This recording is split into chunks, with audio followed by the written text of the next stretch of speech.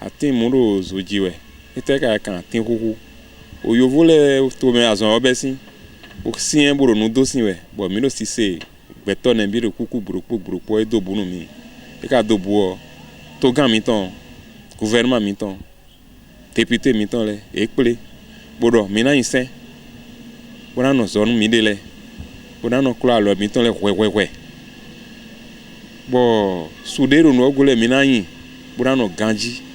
mi no ko mi ton gbe mi ma dan pe mi ro isen le mi ba na to vile bini isen le pata mi le ma mo lalo e toli ta sien pere no mele me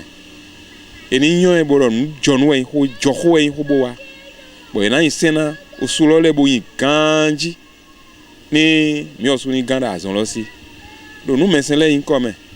do a khoso khokho le sin come azon na no lanu to mi ton o kan lanu me wi to bi papata mo an go sin gbe o me pete to izan to keti na yin azon do la sakpata mi ton ayi no ena de ke azon na wa yi mi ton ji gbere a mi no ki khomla dada khokho le mi no ki khomla be anzen we bo khomla to fa bo khomla azin po de ko tin le bile bi no go dun azon e wa e bo nyan do zo ni